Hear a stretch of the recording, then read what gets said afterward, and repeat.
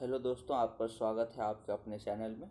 आइए आज हम लोग देखने वाले हैं मोस्ट इम्पोर्टेंट क्वेश्चन जो कि आपके आने वाले बीपीएससी टीचर एग्ज़ाम के लिए बहुत ही लाभदायक है। और ये मॉक टेस्ट के रूप में जो है ये 50 क्वेश्चन हम लोग देखेंगे जीके जीएस का।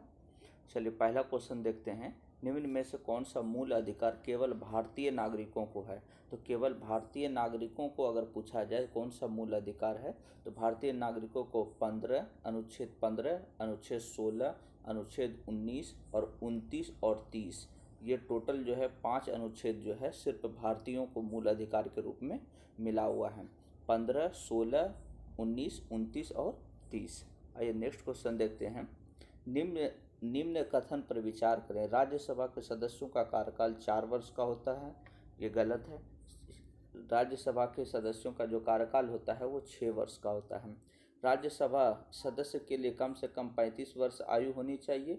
गलत है। राज्यसभा के सदस्यों का कम से कम 30 वर्ष की आयु होनी चाहिए। राज्यसभा अस्थायी सदन है, ये तो सही है, लेकिन इसके 1/4 सदस्य प्रति दूसरे वर्ष पद मुक्त हो जाते हैं। गलत है। 1/4 नहीं होता है, इससे ज़्यादा होता है, तो इसलिए जो है इसमें उपयुक्त सभी गलत है। नेक्स्ट क्वेश्चन देखते हैं। धन विधेयक को राज्यसभा अधिकतम कितने दिनों तक रोक सकता है? तो धन विधेयक को जो है राज्यसभा अधिकतम 14 दिन तक रोक सकता है। 14 दिन के पश्चात जो है वो धन विधेयक लोकसभा के द्वारा डायरेक्ट पास कर दिया जा सकता है। नेक्स्ट क्वेश्चन देखते हैं। कोई व्यक्ति उच्च न्यायालय का न्यायाधीश नियुक्त होने का पात्र होगा जब वह भारत राज्य क्षेत्र में कम से कम 10 वर्षों तक न्यायिक पद धारण किया हो या लगातार 10 वर्ष तक उच्च न्यायालय या न्यायालयों में अधिवक्ता रहा हो। ये सही है कि कोई भी जो है अगर न्यायाधीश बनना चाहते हैं उच्च न्यायालय के लिए तो उसका सबसे पहले कि 10 वर्ष तक न्यायिक पद धारण किया हुआ होना चाहिए या फिर जो है 10 वर्ष का उच्च न्यायालय या न्यायालय में अधिवक्ता यानी वकील के रूप में हो। ये सही है, तो इसलिए इसका आंसर केवल 1 हो जाएगा। नेक्स्ट क्वेश्चन देखते हैं। वित्तीय आपात उद्घोषणा का अनुमोदन करने वाले संकल्प सदन के दोनों सदनों द्वारा कितने माह के भीतर होना चाहिए? तो क्वेश्चन बोल रहा है कि वित्तीय आपात उद्घोषणा का जो अनुमोदन करने वाले संकल्प सदन के दोनों सदनों द्वारा कितने माह के भीतर होना चाहिए? तो इसका आंसर हो जाएगा 2 माह। 2 माह के भीतर होना चाहिए। नेक्स्ट क्वेश्चन देखते हैं। भारत में पहली बार केंद्र सरकार के विरुद्ध लोकसभा में अविश्वास प्रस्ताव कब लाया गया? तो लोकसभा में अविश्वास प्रस्ताव जो है 1963 ईस्वी में लाया गया था, जवाहरलाल नेहरू जिस समय प्रधानमंत्री थे। नेक्स्ट क्वेश्चन देखते हैं। राज्य के नीति निर्देशक तत्वों के परिवर्तन के लिए किस अनुच्छेद में उपबंध किया गया है? तो नीति निर्देशक तत्वों के परिवर्तन का बात कहा जाए तो ये किस में किया गया है? तो अनुच्छेद 37 में 37 में किया गया है। नेक्स्ट क्वेश्चन देखते हैं। चलैया समिति का गठन किस वर्ष किया गया है? तो चलैया समिति का जो गठन है वो किस वर्ष किया गया है? 1991 में किया गया है और इसका जो रिपोर्ट आया है वो 1993 ईस्वी में आया है। और जो है ये जो चलैया समिति का संबंध है वो टैक्स दरों से संबंधित था। नेक्स्ट क्वेश्चन देखते हैं। निम्न में से किस क्रांति का संबंध कोको उत्पादन या चमड़ा उत्पादन से है? तो चमड़ा उत्पादन से किसका संबंध है? तो भूरी क्रांति का संबंध जो है चमड़े उत्पादन से संबंधित है। नेक्स्ट क्वेश्चन देखते हैं। एक धन जो आसानी से विदेश से आता है लेकिन आसानी से चला जाता है, इसे किस प्रकार से जाना जाता है? तो इसको जो है हॉट मनी के रूप में जाना जाता है। यानी एक धन जो आसानी से विदेश से आता है लेकिन आसानी से चला भी जाता है उसको हॉट मनी के रूप में जाना जाता है। नेक्स्ट क्वेश्चन है।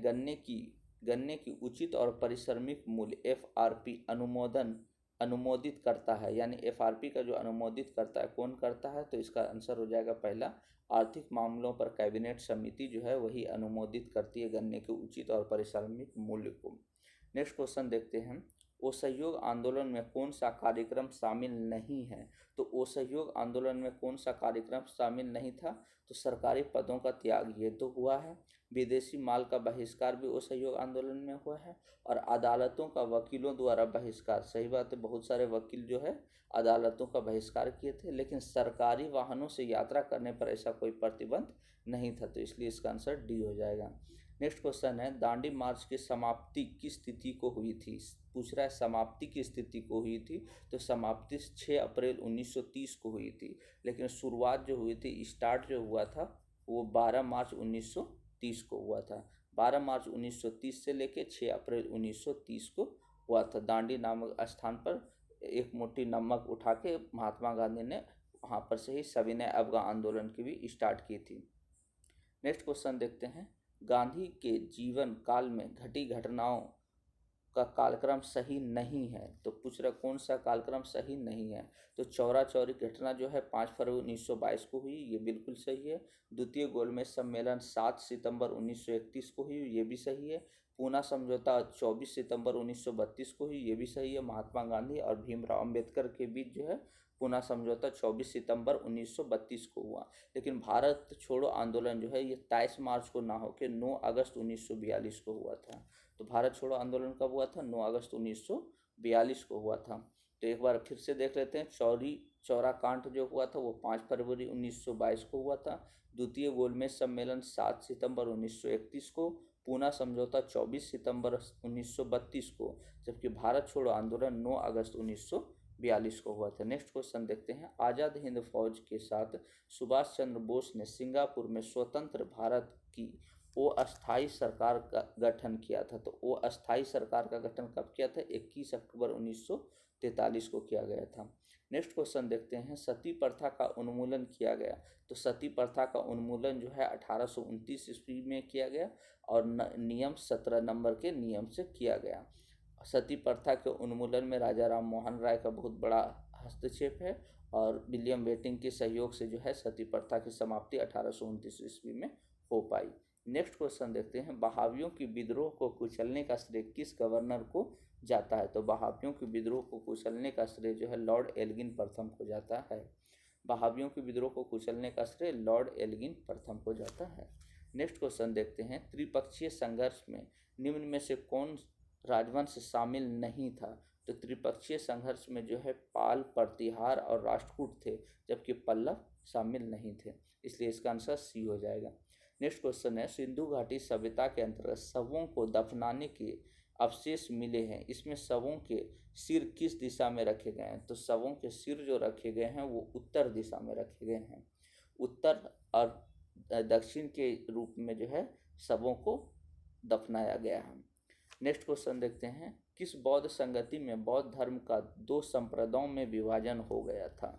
तो बौद्ध धर्म का 2 संप्रदायों में अगर बोला जाए तो चतुर्थ बौद्ध संगति में हो गया था, जिसमें महायान और हीनयान 2 संप्रदायों में बढ़ गया था। लेकिन अगर बोला जाए कि बौद्ध धर्म में पहला विभाजन कब हुआ था, तो द्वितीय बौद्ध संगति में हुआ था। उसमें जो है महासांघिक और थेरवादी के रूप में 2 संगठन के रूप में हुआ था, जबकि संप्रदाय के रूप में चतुर्थ बौद्ध संगति में हुआ था महायान और हीनयान। नेक्स्ट क्वेश्चन देखते हैं, महावीर स्वामी को किस नदी के तट पर कैवल्य की प्राप्ति हुई थी। तो महावीर स्वामी को जो है रिजुपालिका नदी के तट पर जो है कैवल्य की प्राप्ति हुई थी। नेक्स्ट क्वेश्चन देखते हैं, आजीवक संप्रदाय के संस्थापक निम्न में से कौन है। तो आजीवक संप्रदाय के संस्थापक कौन है, तो मखली पुत्र हैं।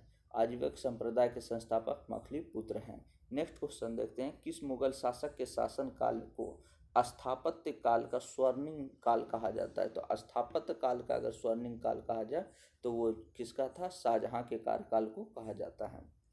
शाहजहां जो है जहांगीर का पुत्र था और जहांगीर अकबर का पुत्र था और अकबर का जो पिता थे वो बाबर थे, हुमायूं थे। अकबर के दादा बाबर थे। नेक्स्ट क्वेश्चन देखते हैं, मुगल काल में मुहतसिब कौन था। मुगल काल में मुहतसिब कौन थे, तो आचरण अधिकारी को मुहतसिब के नाम से जाना जाता था।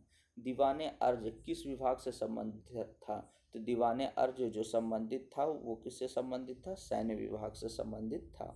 नेक्स्ट क्वेश्चन देखते हैं, बसावन व दसपंथ किस शासक के दरबारी चित्रकार थे। तो बसावन और दसपंथ जो थे वो किसके दरबार में थे, तो अकबर के दरबार के प्रमुख चित्रकार थे। नेक्स्ट क्वेश्चन देखते हैं, निम्नलिखित में से कौन सुमेलित नहीं है। तो नरोरा उत्तर प्रदेश में, ये सही है। काकरापारा गुजरात में, ये भी सही है। तारापुर महाराष्ट्र में परमाणु विद्युत ग्रह, सही है। ये जो कुडनकुलम है ये तमिलनाडु में है। कुडनकुलम कहाँ स्थित है, तमिलनाडु में है। नेक्स्ट क्वेश्चन देखते हैं, 38वीं समांतर रेखा किन दो देशों के मध्य है? तो 38 डिग्री के जो समांतर रेखा है वो उत्तर कोरिया और दक्षिण कोरिया के मध्य स्थित है। नेक्स्ट क्वेश्चन देखते हैं, निम्न में से कौन सा एक अच्छे ईंधन का गुण नहीं है? कौन सा गुण नहीं है पूछ रहा है। तो ईंधन का उसमें मान उच्च होना चाहिए, ये बिल्कुल सही है। जलाने पर ज़्यादा से ज़्यादा अपशिष्ट व हानिकारक गैसों का उत्सर्जन होना चाहिए, ये गलत है। कम से कम अपशिष्ट निकलना चाहिए और हानिकारक गैसों का उत्सर्जन नहीं होना चाहिए। तीसरा है, ईंधन का प्रज्वलन ताप ना तो कम हो और ना ही ज़्यादा होना चाहिए, ये भी सही है। तो कह रहा कौन सा गलत है? तो ये वाला गलत है। नेक्स्ट क्वेश्चन देखते हैं, सूची 1 को सूची 2 से सुमेलित कीजिए। तो सूची 1 को 2 से सुमेलित करते हैं। विटामिन 7 B7 जो है विटामिन B7 है, इसका संबंध किससे है? और विटामिन B12 का किससे संबंध है? विटामिन ई का और विटामिन के का। तो देखते हैं, सबसे पहले विटामिन ई का संबंध किससे है? बांझपन से है। विटामिन के का संबंध किससे है? रक्त के थक्का जमने से है। और इसी तरीके से जो है B12 का और जो है आपका देख सकते हैं,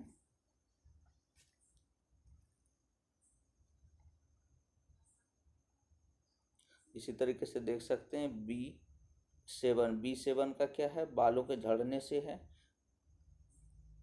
B12 का किससे है? तो प्राणाशी अरेचकता से है। विटामिन ई का संबंध किससे है? तो विटामिन ई का संबंध बांझपन से। और विटामिन के का संबंध किससे है? रक्त के थक्का जमने से। चलिए नेक्स्ट क्वेश्चन देखते हैं, तारों के मध्य दूरी ज्ञात करने की इकाई क्या है? तो तारों के मध्य दूरी ज्ञात करने की इकाई गैलेक्टिक इकाई है।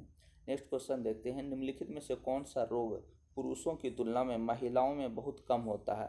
तो महिलाओं में बहुत कम होता है वर्णांधता, यह मुख्य रूप से पुरुषों में होने वाला रोग है। नेक्स्ट क्वेश्चन देखते हैं, ये अनुवांशिक रोग भी है। वर्णांधता कैसा रोग है? अनुवांशिक रोग भी है।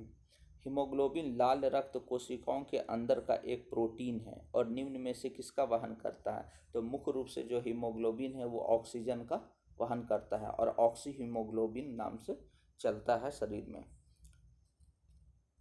34 नंबर क्वेश्चन देखते हैं, किसी पदार्थ को एक अवस्था से दूसरी अवस्था में बिना तापमान में बदलाव के परिवर्तन होने के लिए आवश्यक ऊष्मा की मात्रा गुप्त ऊष्मा कहलाती है। क्या कहलाती है? गुप्त ऊष्मा कहलाती है। क्वेश्चन कहता है, किसी पदार्थ को एक अवस्था से दूसरी अवस्था में बिना तापमान में बदलाव के परिवर्तन होने के लिए आवश्यक ऊष्मा की मात्रा क्या कहलाती है? गुप्त ऊष्मा कहलाती है। नेक्स्ट क्वेश्चन देखते हैं, निम्नलिखित कोशिका अंगों में से किससे में न्यूक्लिक अम्ल नहीं पाया जाता है? तो न्यूक्लिक अम्ल किसमें नहीं पाया जाता है? तो केंद्रक में पाया जाता है, राइबोसोम में पाया जाता है, हरित लवक में पाया जाता है, लेकिन जीव द्रव में न्यूक्लिक अम्ल नहीं पाया जाता है। नेक्स्ट क्वेश्चन देखते हैं, निम्न में से कौन सा विटामिन ए का अच्छा स्रोत नहीं है? पूछ रहा है विटामिन ए का अच्छा स्रोत नहीं है, तो कौन सा इसमें विटामिन ए का अच्छा स्रोत नहीं है? तो जंतुओं के यकृत एवं गुर्दे, जबकि पालक, मछली का तेल और आम ये तीनों में विटामिन ए का अच्छा स्रोत के रूप में मिलता है। नेक्स्ट क्वेश्चन देखते हैं 37 नंबर, सूची 1 को सूची 2 से मिलान करना है। तो प्रतिरोध का एसआई मात्रक क्या होता है? तो प्रतिरोध का एसआई मात्रक ओम होता है। विद्युत प्रवाह का एसआई मात्रक एम्पियर होता है। बल का न्यूटन होता है और पावर का यानी शक्ति का एसआई मात्रक वाट होता है। चलिए नेक्स्ट क्वेश्चन देखते हैं, धातुओं में सबसे कम घनत्व वाला तत्व कौन सा है? तो धातुओं में सबसे कम घनत्व जो होता है वो लिथियम का होता है। नेक्स्ट क्वेश्चन देखते हैं, प्राकृतिक रबर के बारे में निम्न में से कौन सा कथन सही है? तो प्राकृतिक रबर के बारे में कि यह एक प्राकृतिक बहुलक है, बिल्कुल सही है। और इसमें लोचेदार गुण होता है, ये भी सही है। नेक्स्ट क्वेश्चन देखते हैं, किसी तत्व का रासायनिक गुण निम्न में से कौन तय करता है? तो किसी भी तत्व का रासायनिक गुण उनमें उपस्थित इलेक्ट्रॉनों की संख्या पर निर्भर करता है। नेक्स्ट क्वेश्चन देखते हैं, देव प्रयाग किन नदियों के संगम पर बना है? तो देव प्रयाग जो है किन नदियों के संगम पर बना है? तो भागीरथी और अलकनंदा, भागीरथी और अलकनंदा के संगम पर जो है देव प्रयाग बना है। जबकि अलकनंदा और मंदाकिनी के बीच जो है ये इसके संगम पर रुद्र प्रयाग है। इनके संगम पर कौन सा है? रुद्र प्रयाग है।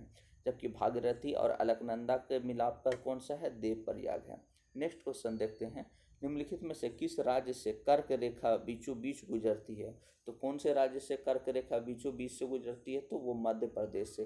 कर्क रेखा भारत के टोटल 8 राज्यों से होकर गुजरती है। नेक्स्ट क्वेश्चन देखते हैं, निम्नलिखित में से कहाँ सार्वत्रिक जैव विविधता पाई जाती है? तो सार्वत्रिक जैव विविधता मुख्य रूप से उष्णकटिबंधीय वर्षा वन में पाया जाता है। नेक्स्ट क्वेश्चन देखते हैं, निम्नलिखित में से कौन सुमेलित नहीं है? तो सुमेलित कौन सा नहीं है वो देखना है। तो बांधवगढ़ राष्ट्रीय उद्यान मध्य प्रदेश में है, ये बिल्कुल सही है। बांदीपुर राष्ट्रीय उद्यान कर्नाटक में, ये भी सही है। और सिमलीपाल राष्ट्रीय उद्यान जो है ये उड़ीसा में है, ये भी सही है। जबकि रोहिला राष्ट्रीय उद्यान जो है हिमाचल प्रदेश में, गुजरात में ना होके हिमाचल प्रदेश में है, और जो कि जो है हिम तेंदुओं के लिए फेमस है। नेक्स्ट क्वेश्चन देखते हैं, निम्नलिखित में से कौन शीत महासागरीय जलधारा नहीं है? तो शीत महासागरीय जलधारा कौन सा नहीं है? तो अगुलहास नहीं है।